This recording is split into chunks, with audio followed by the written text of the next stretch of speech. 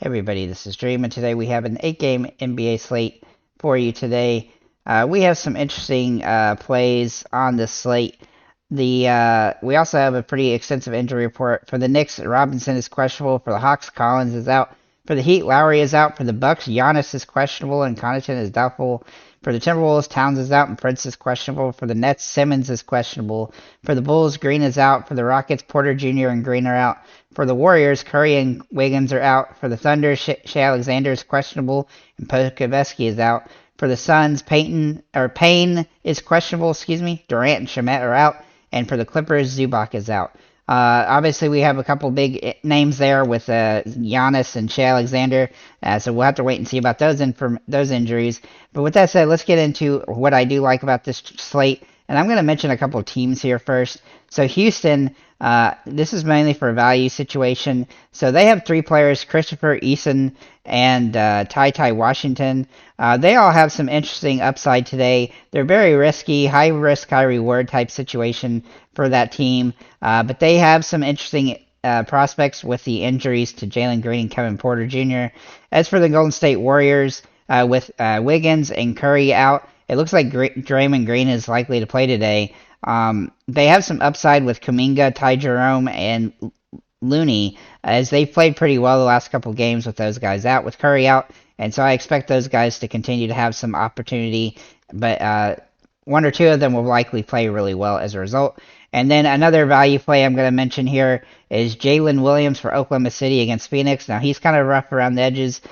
From a fantasy perspective, he has very low floor, and he even does sometimes weirdly play minutes. You really want to make sure he starts, and it's still a really tough matchup against DeAndre Ayton, but it should be a faster paced game. And then, of course, obviously with Oklahoma City, that does potentially open up, if Shea Alexander were to miss, that could open up some other options with Isaiah Joe, Trey Mann, and maybe even Lou Dort here, depending on how that situation ends up playing out. Hopefully Shea Alexander plays, though, and with Giannis potentially not playing, which he's kind of questionable or doubtful, kind of in the middle of that, he would give some interesting upside to Joe Ingles as well as Bobby Portis if he were to actually miss the game.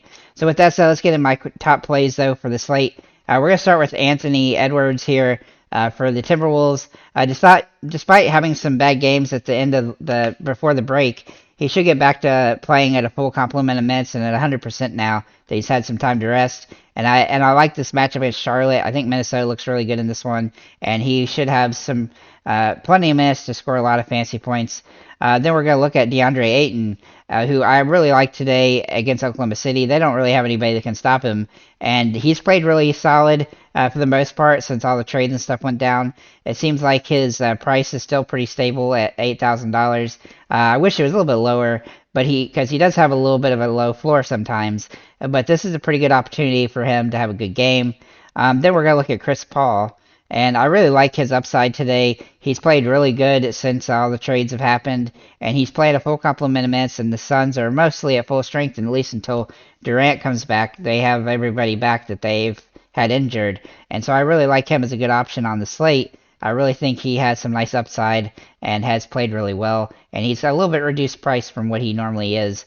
Rudy Gobert also looks interesting for Minnesota. He is priced up some, but he's still below what I expect him to be as if he continues to play like he is playing.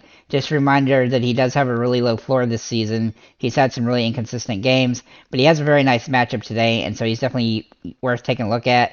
RJ Barrett, also very interesting. Why can't this work? For RJ Barrett, his price has come down quite a bit. I'm actually surprised it came down this much, but with it being at this price point, even though he is at a really low floor, which is super irritating, he does have a good ceiling, and he does hit it occasionally, and he's got a nice plus matchup here against Washington, so I look for him to be an interesting option at a reduced price that he doesn't normally hit. I typically don't like him because of that wide range of options, but he's gotten cheap enough where he is viable on the slate. Then we're going to look at KJ Martin for Houston.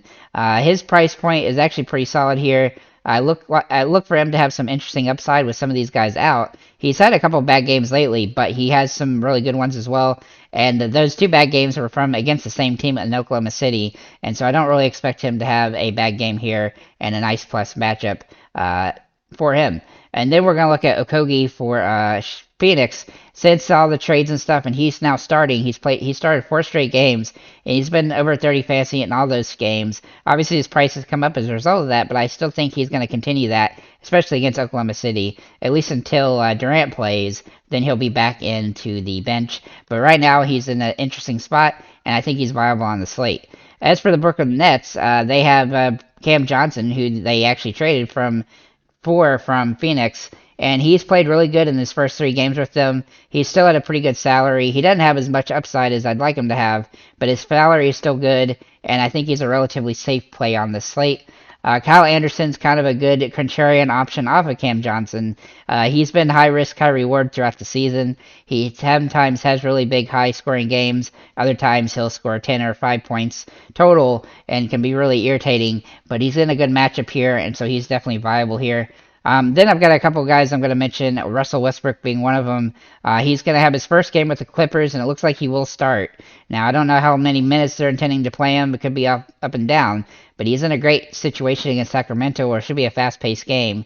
Him and Fox going back and forth could be really fun to watch, and he could play a lot of minutes and score a lot of points and get a lot of rebounds and assists as well. And so he has as much upside as anybody on the slate, and his price isn't that bad, but it is risky because it's his first game with the team. And obviously, Jalen Williams, I do think he is interesting, assuming that he does start. Just make sure he does start to make him a viable option on the slate.